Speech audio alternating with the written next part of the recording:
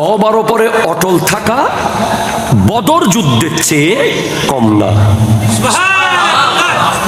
নবীজি যখন বদর যুদ্ধ করে এসেছেন তখন রাজানা মিন জিহাদিল আসগরে ইলা জিহাদিল আকবার,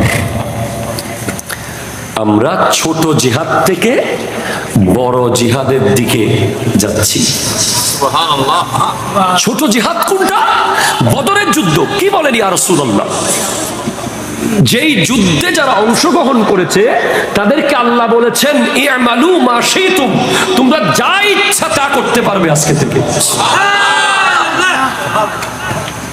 আপনি কি বিষয়টা মাথায় খেয়াল করেছেন? আমার দিকে তাকান। বদরি সাহাবীদের এমন মূল্য যে চা লাগবে না প্লিজ, একবার লাস্ট আর দিন না, শেষ। সবাই ওদিকে তাকায়, আমার দিকে প্লিজ। বদরি সাহাবাদের এমন মূল্য যে ওদের বদর যুদ্ধের যাওয়ার জন্য পুরস্কার কি দেওয়া হয়েছে জানেন? পুরস্কার দেওয়া হয়েছে ই'মালু মা শি'তুম, তোমরা যা ইচ্ছা তা করো।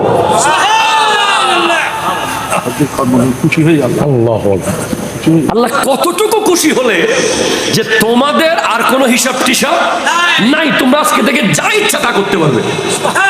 তার মানে যুদ্ধটা সিগনিফিক্যান্সই আপনি বুঝেন, বদর যুদ্ধের মূল্যটাকে আপনি বুঝে নেন যে এই যুদ্ধটা কতটুকু মূল্যবান হলে 24 ঘন্টা রোজা রেখে যুদ্ধ করেছেন।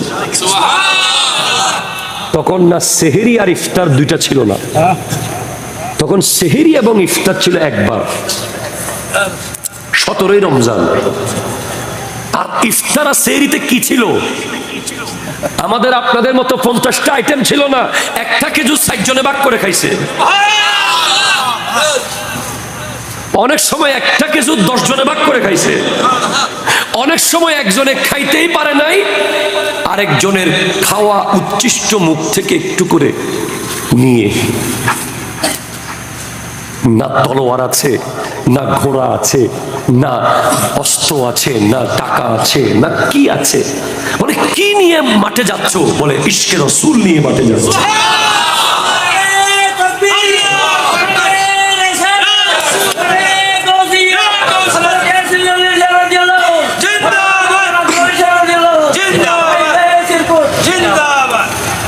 আপনি একটু বুঝেন, আজকে যে আপনার ঘরের দুয়ারে ইসলাম এত সুন্দর করে এসেছে, আপনি এত দামি সুন্দর টাইলস ওয়ালা আজিমুশান মসজিদে নামাজ পড়তেছেন, আপনি আজকে ঈদের দিন কি দামি ড্রেস পরে ঈদের জামাতে যাচ্ছেন, আপনি আজকে কোরবানির দিন কত সুন্দর পশু দিয়ে কোরবানি করতেছেন, এগুলো এইতটুকু আনতে, এত গোছালো করতে, এত সিস্টেম করতে, এত সিরিয়াল মেনটেন করতে, এত ইজি করে দেওয়ার জন্য বদরি সাহাবারা রোজা রেখে পেটে পাথর বেঁধে যুদ্ধ করেছেন।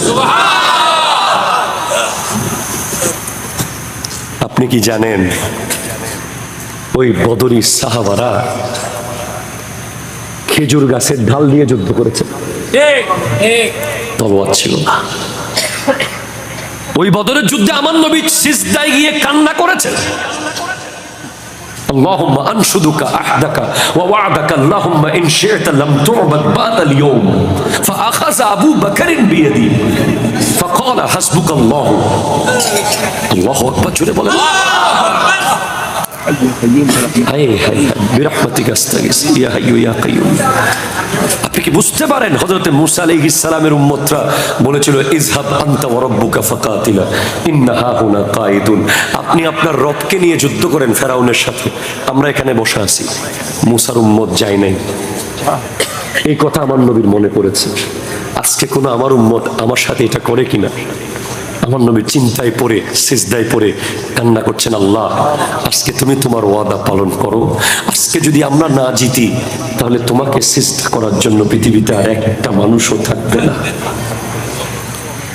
তখন সিদ্দিক আকবর আমার নবীর হাত ধরে, হাত মুবারক ধরে বলে, ইয়া রাসূলুল্লাহ আপনার জন্য আল্লাহ যথেষ্ট আছে, আপনি কান্না করবেন না। সিদ্দিক আকবর এমন ভাষণ দিলেন যে বলে আপনার জন্য তরঙ্গ বিক্ষুব্ধ সাগরে ঝাঁপ দিতে প্রস্তুত আছি, আপনার জন্য জ্বলন্ত আগুনে ঝাঁপ দিতে প্রস্তুত আছি ইয়া রাসূলুল্লাহ, আপনার ডানে বামে সামনে পিছে আমরা যুদ্ধ করব। আপনার জিসিম মুবারকে একটা টাচ লাগতে দেব না।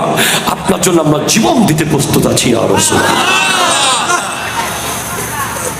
আপনি এই দিনগুলো মনে করেন না? সেরকম একটা যুদ্ধ। এই যুদ্ধকে বলা হচ্ছে ছোট যুদ্ধ, আমার নবী বলতেছেন। তাহলে এর চেয়ে বড় যুদ্ধ কোনটা? তাহলে বদরের যুদ্ধকে বলা হচ্ছে বদরুল কেতাল, বদরুল উজমা, বদরুল কুবরা, ইয়াউমুল ফুরকান, সত্য মিথ্যার পার্থক্যকারী। এই যুদ্ধের চেয়ে আবার বড় যুদ্ধ কোনটা? যে যুদ্ধে অংশগ্রহণকারী ব্যক্তিদের জন্য দুনিয়ার সবকিছু জায়েজ করে দেওয়া হয়েছে খুশিতে।